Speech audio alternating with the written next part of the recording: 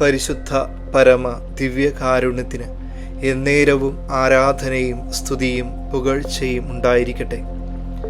വിശുദ്ധ മത്തായിയുടെ സുവിശേഷം 8-ാം അധ്യായം 28-32 തിരുവചന ഭാഗങ്ങൾ. യേശു മറുകരെ ഗദറായരുടെ ദേശത്തെത്തിയപ്പോൾ ശവക്കല്ലറകളിൽ നിന്ന് ഇറങ്ങി വന്ന 2 പിശാച് ബാധിതർ അവനെ കണ്ടുമുട്ടി. ആർക്കും ആ വഴി സഞ്ചരിക്കുവാൻ സാധിക്കാത്ത വിധം അവർ അപകടകാരികളായിരുന്നു. അവൻ പറഞ്ഞു, പൊയ്ക്കൊള്ളുവിൻ. അവ പുറത്തു വന്ന് പന്നികളിൽ പ്രവേശിച്ചു. മറുകരയിൽ എത്തിയപ്പോൾ ഈശോയെ കണ്ടുമുട്ടുന്നത് പിശാച് ബാധിതരായ വ്യക്തികളായിരുന്നു. ഒരു മനുഷ്യന് വാസയോഗ്യമല്ലാത്ത ഇടത്തായിരുന്നു അവരുടെ താമസം. ഒരു മനുഷ്യൻ ശവക്കല്ലറയിൽ താമസിക്കുക എന്നത് തീർത്തും അധപ്പതിച്ച അവസ്ഥ തന്നെയാണ്. മനുഷ്യൻ ശവക്കല്ലറകളിൽ ജീവിക്കുമ്പോൾ പ്രകാശം ലഭിക്കാത്ത അവസ്ഥയിൽ, ദുർഗന്ധത്തിൻ്റെ നടുവിൽ, ആഹാരവും ജലവുമില്ലാത്ത ഈ ദുരവസ്ഥയിൽ കല്ലറയിൽ വസിക്കുന്ന ഒരു വ്യക്തി മാനസികമായും ശാരീരികമായും തകരാൻ സാധ്യതയുണ്ടെന്നാണ് ശാസ്ത്രം പഠിപ്പിക്കുക.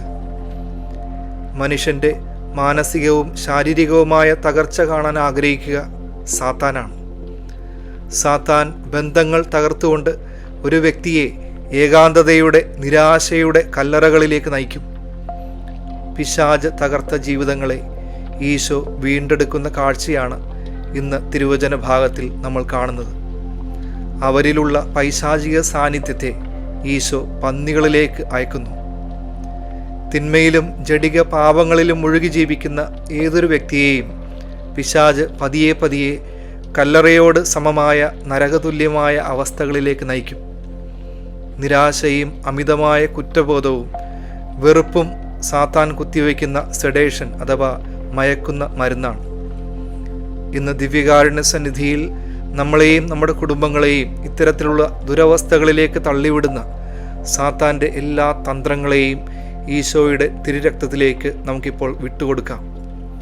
യേശു ക്രിസ്തുവിൻ്റെ നാമത്തിൽ സാത്താൻ്റെ എല്ലാ തന്ത്രങ്ങളും ആക്രമണങ്ങളും ഈശോയുടെ കുരിശിൻ ചുവട്ടിലേക്ക് പലായനം ചെയ്യട്ടെ.